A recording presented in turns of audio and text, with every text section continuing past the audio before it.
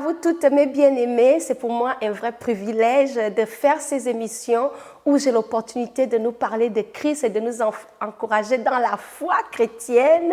Alors aujourd'hui, nous allons parler de la prière.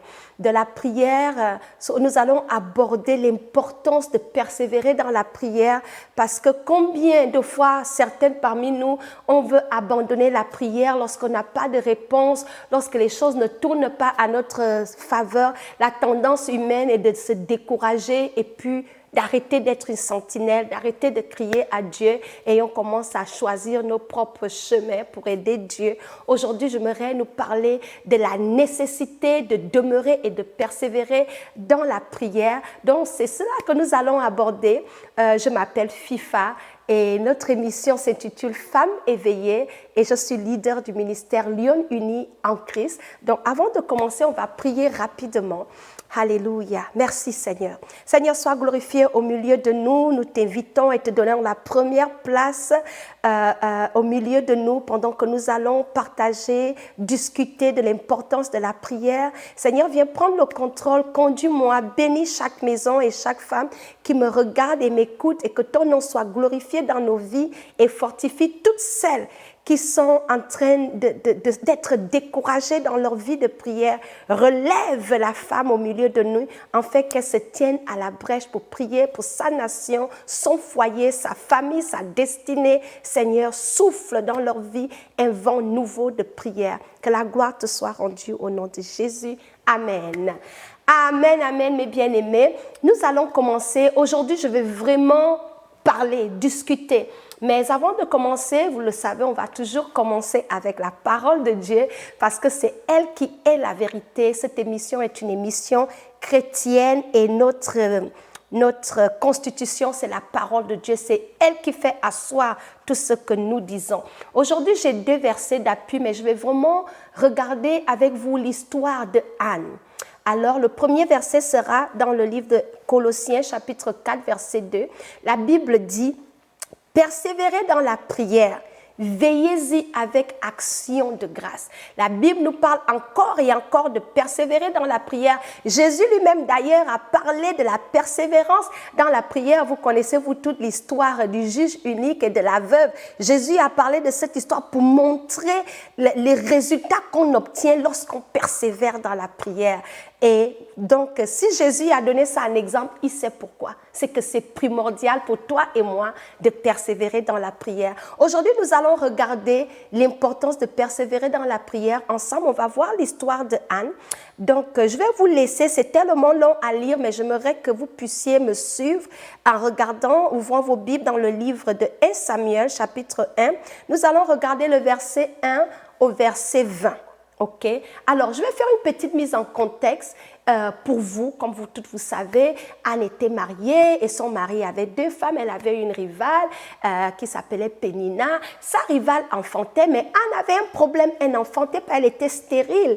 Et c'était, vous savez, pour une femme, ça peut être quelque chose de dramatique. D'être dans un mariage où tu ne peux pas donner des enfants à ton époux, où tu n'as pas le luxe qu'un enfant t'appelle maman, c'est vraiment douloureux, c'est difficile. Et Anne a vécu dans cette période-là. La Bible dit que chaque fois dans l'année, ils allaient à Shiloh, où ils allaient apporter les offrandes à Dieu et prier certainement pour ce sujet-là. Chaque année, il en était ainsi. Ça, c'est vraiment une petite introduction. Mais nous allons lire à partir du verset 7. On va lire du verset 7 au verset 20. Et ensuite, je vais parler avec vous, cœur ouvert, de l'importance de ne pas abandonner. Amen. Alors, je vais commencer au verset 7. Toutes les années, il en était ainsi. Ça veut dire chaque année, ils allaient à la montagne, chercher la face de Dieu dans la prière. Et rien ne se passait. Ils ont peut-être fait ça pendant 10 ans, pendant 15 ans, mais il n'y avait pas de résultat chaque année. Elle allait à son mari et bien sûr avec sa rivale qui se moquait d'elle. Et il revenait sans résultat. Mais un jour, verset 7, et toutes les années, il en était ainsi. Chaque fois que Anne montait à la maison de l'Éternel, Pénina la mortifiait de la même manière. Alors elle pleurait et elle ne mangea point. Elkana, son mari, lui disait, Anne, pourquoi pleures-tu et ne manges-tu pas? Pourquoi ton cœur est attristé? Est-ce que je ne vaux pas pour toi mieux que 10 fils? C'est cette réplique-là, la Bible dit, Anne se leva. Après que l'on eut mangé et bu à Shilo, le sacrificateur Élie était assis sur un siège, près de l'un des poteaux du temple de l'Éternel. Verset 10 qui m'intéresse. Et l'amertume dans l'âme, elle pria l'Éternel et versa des larmes. Je vais m'arrêter là. Dans cette partie, nous voyons que Anne était fatiguée, qu'elle est arrivée à un moment où elle s'est dit, à quoi ça me sert même de manger? Elle avait perdu l'appétit, elle n'avait pas le goût de manger ni de boire. Et sa rivale continuait à se moquer d'elle. Vous savez qu'on est dans des situations de galère. Les gens qui nous voient traverser vraiment le désert, des fois ils rient de nous, on devient à la risée de tout le monde parce qu'on a une maladie, parce qu'on est défavorisé, parce qu'on n'est pas marié, parce qu'on n'a pas des enfants. Les gens parlent de nous derrière le dos, tout le monde sait quoi faire et c'est difficile. Anne était fatiguée de cet état-là.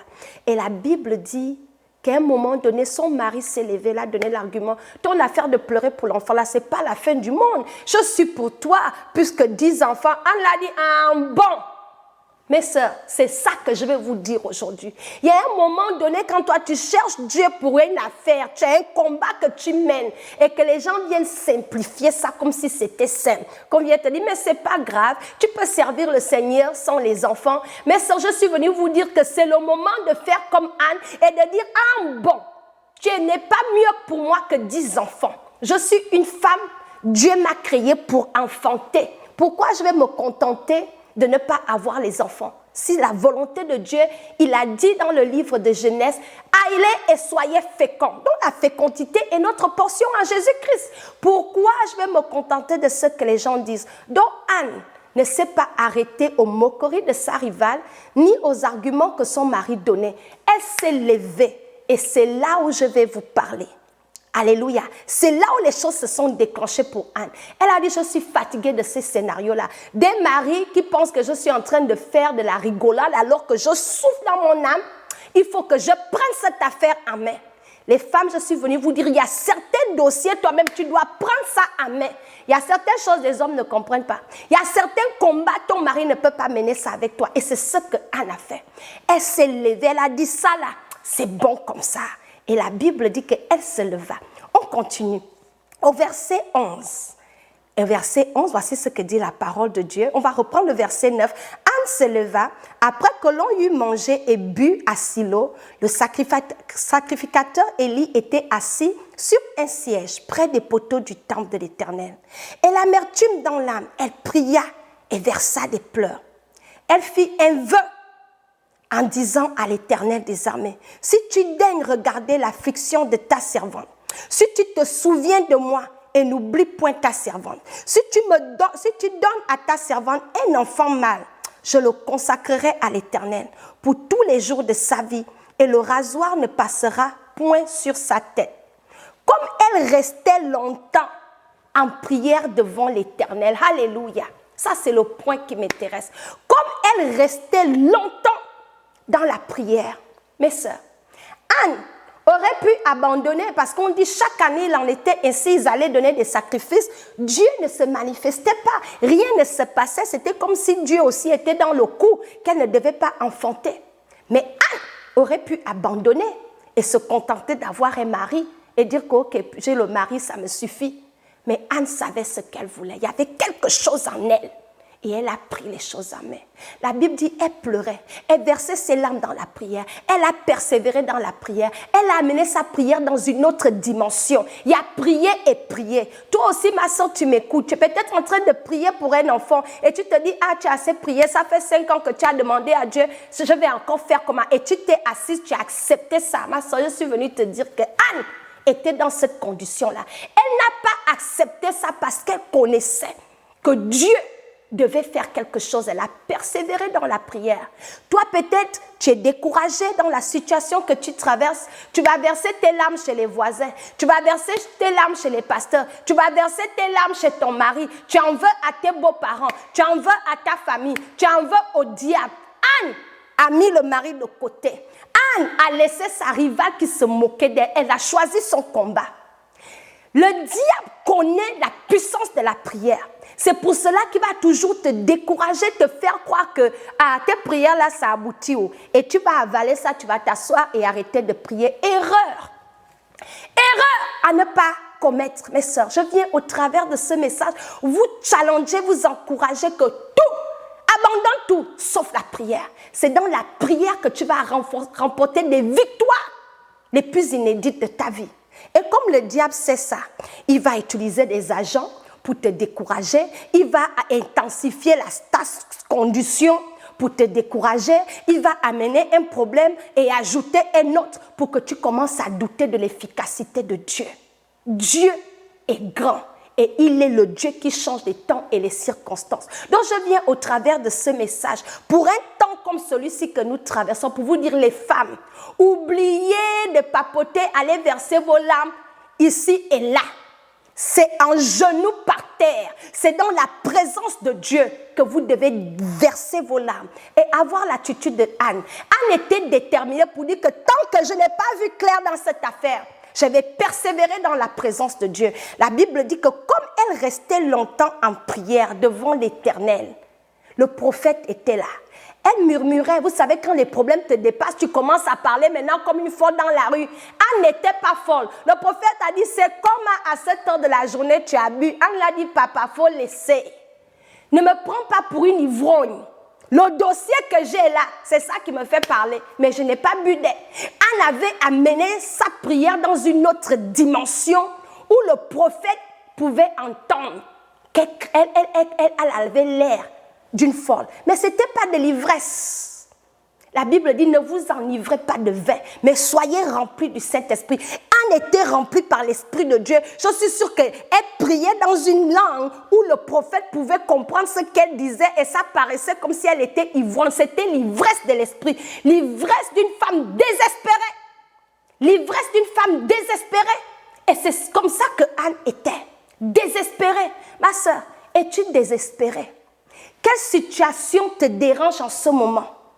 Te sens-tu, es-tu dans une situation où tu as fini d'accepter ta condition? Et tu es en train d'accepter que, je ne vais peut-être pas me marier, c'est la volonté de Dieu. Ma situation, je sors d'une famille pauvre, je vais mourir pauvre. Je ne vais pas m'en sortir. Cette maladie, c'est ma maladie. Tu commences même à t'appeler, moi avec mon cancer, moi avec mes maux de tête. Tu commences à t'approprier des malédictions, des maladies que Dieu n'a pas mis sur ta tête, que Dieu n'a pas mis sur toi. Je viens te dire de faire comme Anne. Anne a persévéré dans la prière. Malgré les moqueries, malgré les années, malgré la durée, elle est restée fidèle au poste. Des femmes qui voient le Seigneur se glorifier dans leur vie, elles font tout, sauf abandonner le poste de prière. Ma sœur, c'est dans la prière que tu fais descendre la présence de Dieu. Parce que aussi longtemps que les prières ne montent pas, le ciel ne peut pas descendre. Il y a certains blocages dans nos vies. Si tu ne pries pas, rien ne peut se passer. Mais aussi longtemps que tu vas être distraite, tu vas abandonner facilement, tu vas juste donner tes bénédictions à l'ennemi. Là où nous sommes rendus, après ce que Jésus a fait sur la croix de Golgotha, on ne peut pas s'asseoir et subir l'ennemi et subir les conséquences de nos vies qui vont mal. Tes enfants, ça ne va pas. Ton mariage, ça ne va pas. Le diable mange midi chez toi jusqu'à il prend le petit déjeuner et puis tu es assise et tu te plains et tu es dans les émotions. Dieu n'écoute pas les émotions. Anne ne faisait pas tout que pleurer. Elle allait pleurer dans la présence de Dieu. Ses émotions, elle relâchait son amertume dans la présence de Dieu. C'est là où elle a trouvé la guérison.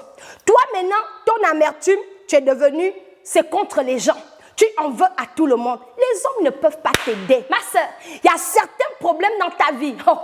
Si Dieu n'intervient pas, ce n'est pas un homme, même pas ton pasteur. Anne, son mari ne pouvait pas l'aider. Il était juste un mari. Mais elle a compris ça. Elle est allée plus loin. Et c'est là que Dieu s'est manifesté. Voici ce que la Bible dit. Et lui dit, on va lire le verset 13. Anne parlait dans son cœur et ne faisait que remuer les lèvres, mais on n'entendait point sa voix. Élie le prophète pensa qu'elle était ivre et lui dit, jusqu'à quand seras-tu dans l'ivresse? Fais passer ton vin.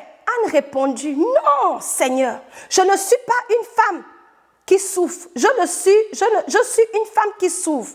Et toutes les années, il en était ainsi.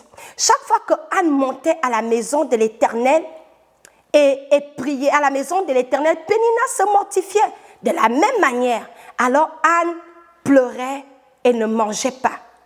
Oh, j'avais déjà lu cette partie-là, excusez-moi, on va revenir au verset, au verset 15. Anne répondit, non Seigneur, je ne suis pas une femme qui souffre, je suis une femme qui souffre en son cœur. Je n'ai bu ni vin, ni boisson enivrante, mais je répandais mon cœur devant le Seigneur. Ne prends pas ta servante pour une femme pervertie, car c'est l'excès de ma douleur, de mon chagrin qui m'a fait parler jusqu'à présent. Élie prit la parole et dit, va en paix, que le Dieu d'Israël exauce la prière que tu lui as adressée. Elle dit, que ta servante trouve grâce à tes yeux. Et cette femme s'en alla, elle mangea et son visage ne fut plus le même. Alléluia. Ils se levèrent de bon matin, après s'être prosternés devant l'Éternel, ils s'en retournèrent et revinrent dans leur maison à Rama. Elkana connut Anne, sa femme, et l'Éternel se souvint d'elle. Alléluia. C'est ça l'histoire de Anne. Dès que le prophète a saisi son problème, Dieu s'est souvenu d'elle. Une femme qui, pendant les années, enfantement s'était bloquée. Stérilité, c'était son deuxième nom. Sa rivale s'est moquée d'elle. Vous-même, vous connaissez les femmes. Quand tu as une rivale, si elle veut t'humilier là, elle va t'embarrasser, elle va amener ton nom dans tout le quartier. Tu deviens la risée de tout le monde. Elle va te toiser. Elle va appeler même tes enfants. Dès qu'elle te voit, elle va embrasser ses enfants vraiment pour te faire souffrir. C'était la torture. Mais Anne n'a pas regardé à cela. Mes sœurs, il y a prière et prière. Choisissez vos combats. Lorsque tu as un dossier, amène ça au Seigneur. Et ne te laisse pas distraire par ce que les gens disent. Le diable va toujours envoyer les gens pour te décourager. Mais aie une détermination accrue que si Dieu ne change pas ta condition, tu ne bouges pas. C'était ça l'état d'esprit de Anne. Alors ma question pour toi, est-ce que tu es en train de prier? Il y a des combats qu'on accepte de subir. Mais je suis venue vous dire que la saison est venue pour nous les femmes de passer à l'offensif, d'arrêter de s'apitoyer, d'arrêter d'être émotionnel, d'arrêter de compter sur l'aide des gens à gauche et à droite. Il y a certaines situations où la solution n'est pas dans les mains des hommes. Si ce n'est pas le Dieu d'Israël qui se manifeste, rien ne bouge. Alors si tu étais en vacances, que tu étais en train de faire un caprice. Ah, depuis que je demande un travail, Dieu ne fait rien. Ah, oh, je pars plus à l'église, tu t'assois. Il faut t'asseoir. Parce que quand tu es assise, l'ennemi a gagné.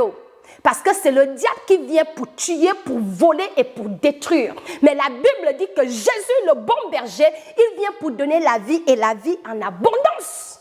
Donc quand tu abandonnes ton combat et tu donnes ça à la voisine, tu penses que qui va agir? Pour que Dieu agisse, ça nous prend d'être des femmes tenaces. La prière n'est pas une option, c'est une nécessité. Nous devons nous lever dans la prière. Peut-être ça va bien pour toi. Comment vont tes enfants? Est-ce que tu vas fléchir genoux pour la délivrance de tes enfants?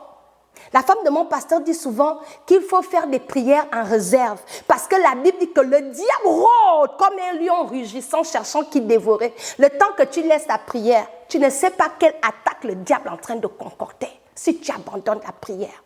Alléluia. Donc c'est ce que je voulais vous dire. Je vais terminer avec ce témoignage palpable de la puissance de la prière. J'ai mon deuxième fils, lorsqu'il est né, il avait comme 6 mois. Il était bébé 6 mois. On découvre qu'il a de l'asthme vraiment chronique et c'était grave. Je ne savais même pas bien parler l'anglais. Je venais d'arriver à Vancouver. Je me débrouillais l'anglais. Mon mari avait voyagé. J'étais seule à la maison avec un petit bébé. L'enfant tournait comme ça, comme un serpent. Je ne savais pas où tourner, qui appelait. Mais Jésus... J'arrive à l'hôpital, le docteur commence à me déclarer, ça c'est une première crise de asthme, il faut prendre ci, il faut maintenant mettre des trucs respiratoires, les puffers, comme on appelle en anglais, il va vivre avec ça. Je vous assure mes sœurs, j'ai regardé le rapport là, j'ai dit l'enfant de qui? J'ai dit au diable, tu t'es trompé d'enfant, tu t'es trompé d'adresse. Aujourd'hui, l'asthme-là va retourner à son propriétaire. Les filles, je ne savais pas parler tout l'anglais. J'ai compris tout ce que le docteur a dit. Arrivé dans la voiture, tu n'as pas le crédit pour appeler le Gabon, c'est trop compliqué. La situation était telle que je voyais mon fils se tordre. Il criait, je ne pouvais pas le consoler. Je donnais le sein, il ne pouvait pas boire le sein. J'ai dit Jésus. Et j'ai vu l'image. Ce que les gens ont l'asthme chronique, ce qui les arrive. Ils vont vivre avec un paf. Lorsqu'ils n'ont pas ça, ils peuvent même s'étouffer et mourir. J'ai dit, ah, ça là, c'est quelle affaire? Mon mari n'a pas l'historique d'asthme. Moi-même, j'ai grandi, je n'ai pas historique d'asthme. L'asthme sort d'où alors là? J'ai dit au diable, attends-moi mon petit. Aujourd'hui, c'est aujourd'hui. Hey, hey. Les filles, du jamais vu, mais du venez voir. La puissance de la prière. J'ai pris mon fils. J'ai regardé au ciel. Il n'y avait pas le temps d'appeler parce que c'était compliqué. Et mon mari n'était pas là. Mais j'avais un Dieu omnipotent, omniprésent. J'ai commencé à élever les prières. J'ai commencé à prier. J'ai appelé au Dieu d'Israël. J'ai dit, Satan, il faut venir récupérer ton asthme. Ça là, c'est pour toi et tes démons. Aucun de mes enfants n'aura l'asthme dans leur corps. J'ai commencé à prier. Les filles, je ne sais pas combien d'heures j'ai prié dans la voiture. Là, ce que je sais, quand j'ai dit Amen, mon petit dormait derrière. Nous sommes allés, on avait notre rendez-vous, le docteur voulait le revoir. Quand on revient, on fait les examens. C'était la dernière et la première fois qu'il a eu l'asthme. Le docteur a dit, c'est comment? Je lui ai dit, docteur, je t'avais dit, il n'y aura pas une deuxième crise. C'était la dernière crise. Donc, il y a certains combats. Mon mari n'était pas là. Il n'y avait pas le temps d'appeler un pasteur. Je n'avais pas le crédit pour appeler le renfort au Gabon. Tu fais comment? Hé, maman, tu regardes à Jésus et tu te défends comme une lionne. Nous avons l'autorité dans le nom de Jésus. Nous avons le sang de Jésus. Il nous faut avoir la foi parce que Dieu nous établit des autorités sur nos enfants. Et ce que nous allons lier sur la terre sera lié dans les cieux. J'ai dit au diable, vous venez récupérer votre asthme. Ce n'est pas mon fils qui va se balader avec peur. Il voulait s'amuser, mais j'étais éveillée dans l'esprit.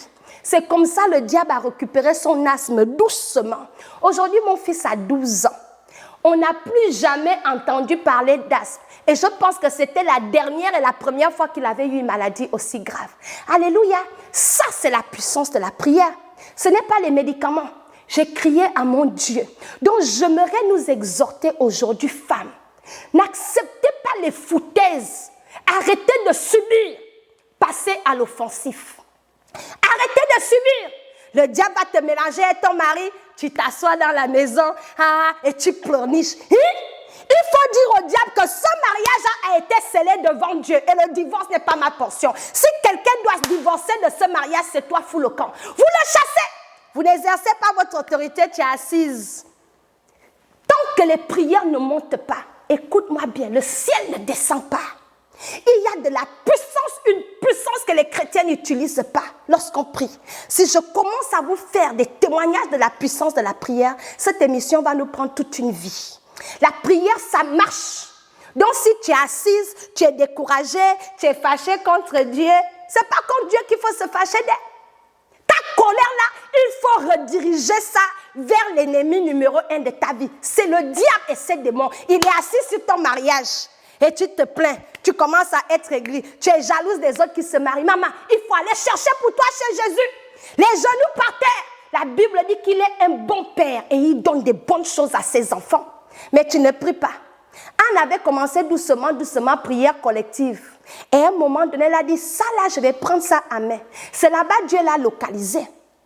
Donc Dieu veut aussi te localiser, ma soeur. Il veut te localiser et intervenir dans cette difficulté que tu traverses. Et intervenir dans ton mariage. Et intervenir dans tes finances. Et intervenir dans ta santé. Et intervenir dans la vie de tes enfants. Mais c'est ici, je dis à toutes les femmes là, si tu veux avoir diplôme, il faut obtenir un doctorat genou par terre. Ça, c'est le doctorat qui renverse le monde des ténèbres. C'est pas dans beaucoup parler là, c'est pas dans les bagarres, c'est pas dans les combats inutiles qui a fait quoi, qui n'a pas fait quoi, regarder la télévision. Pendant que tu suis les films, le diable est en train d'opérer, il est en train de manger, de détruire ton foyer, il est en train de gaspiller ta destinée. Toi, tu es là, tu es sur Facebook. La saison pour nous de s'asseoir sur Facebook est révolue. Ce n'est pas dans Facebook que tu vas trouver Marie. C'est dans la présence de Dieu que tu trouves des bénédictions qui ne se font suivre d'aucun chagrin. C'est Dieu qui les donne. Deux fois, quelqu'un va te dire, je vais prier pour toi, c'est à la bouche. C'est à la bouche. Ah, je traverse de prier pour moi. Ah, je vais prier, ils vont à la maison, ils amènent leur propre dossier. Donc, il faut avoir confiance en Dieu. Et toi-même, tu dois faire quelque chose. Parce que le Seigneur travaille avec nous comme ça. Et il faut l'exercer. La prière n'est pas quelque chose que tu dois prendre à la légère. C'est ça ton premier first call. First call, c'est de courir et d'avoir recours en Dieu en tout temps. Et le Seigneur veut nous exaucer.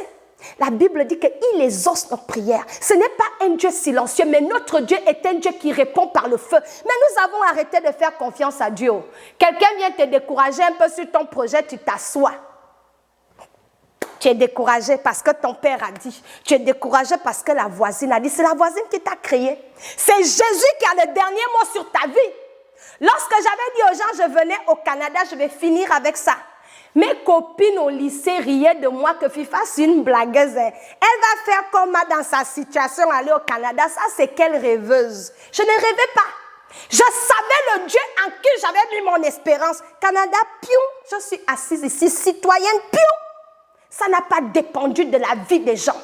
J'ai eu foi en Dieu et je suis allée le rechercher. Et il m'a dit, FIFA, si je peux prendre soin des oiseaux du ciel, ma petite, je vais m'occuper de toi au Canada. Et il l'a fait. Ce n'était pas quelqu'un qui m'a envoyé. Les gens me disaient, c'est les enfants des ministres qui étudient au Canada. Toi, FIFA, papa, même tu n'as pas peur. Dans ton cas là, même tu es dans vraiment les manjangos, comme on dit au Gabon. Tu te débrouilles dans ta famille. Sur quel pied tu vas te lever, aller au Canada? Je leur ai dit, vous ne connaissez pas le Dieu d'Israël. Et c'est ce Dieu-là qui a disposé toutes choses à mon avantage. Donc, lorsque tu es ami de Dieu et que tu t'associes à Dieu, l'impossible devient possible. Il t'enlève de la boue au palais. Il t'enlève des caca et te fait asseoir dans la table des grands. Voici le Dieu que nous servons. Lorsque nous avons confiance en lui et lorsque nous avons une vie de prière, Dieu est fidèle et il répond. Il dit, il veut faire des grandes choses avec nous. Tu es là, tout ce que tu demandes à Dieu, ah, Seigneur, si tu peux juste me donner 1000 francs. Nous ne servons pas un Dieu qui donne juste 1000 francs. Le Dieu qu'on prie là, l'or et l'argent l'appartiennent. Tu peux oser lui demander des millions et il est capable de te donner ça. Donc, pour couper sa cour, je n'avais rien qui pouvait me qualifier, mais même pas l'argent pour monter dans l'avion pour venir au Canada. C'est un autre témoignage pour celle qui veut savoir cette histoire. Mais le Seigneur a remué ciel et terre en ma faveur. Et le même Dieu veut remuer ciel et terre en ta faveur. Ce que sa bouche dit, sa main l'accomplit. Mais notre erreur, on n'aime pas prier. Si c'est pour suivre les films toute la nuit, on est dedans. Mais pour persévérer dans la prière, on abandonne. On est devenu oisive. Mes sœurs, le diable est debout. Et quand on dit c'est un ennemi, il te veut du mal. Donc tu ne peux pas t'asseoir et puis te fâcher contre Dieu, faire des caprices à Dieu. Dieu est de ton côté. Et il a mis toutes choses en ta disposition. Donc je viens au travers de ces messages pour vous dire, passez à l'autre dimension. Anna est quittée de la dimension de prière collective. Elle est devenue une dingue de Jésus où elle a commencé à mener son problème à un autre niveau. Elle a commencé à faire des transactions avec Dieu. Elle dit, Seigneur, tu me donnes un fils. Moi, je vais te le redonner. Dieu a dit, j'aime ça. Anne, tu commences à bien parler. Elle n'était pas avec son mari quand Dieu a dit que, quand Dieu l'a visité. Donc, il ne faut pas toujours dire à mon mari est mondain, s'il priait au moins. Toi-même toute seule, avec ta foi, Dieu peut faire des choses grandiose dans ta vie. Donc c'est ce que je voulais nous encourager. Mes sœurs, abandonnez tout sauf la prière. Ça, c'est une arme puissante dans vos mains. Donc voilà, persévérons dans la prière. Levez-vous et connectez-vous avec le Seigneur. Je vais m'arrêter là. J'aimerais vous encourager vraiment à aimer cette émission. Postez un commentaire et abonnez-vous à notre page. Partagez à vos amis et n'oubliez pas, n'abandonne surtout pas la prière. Amen.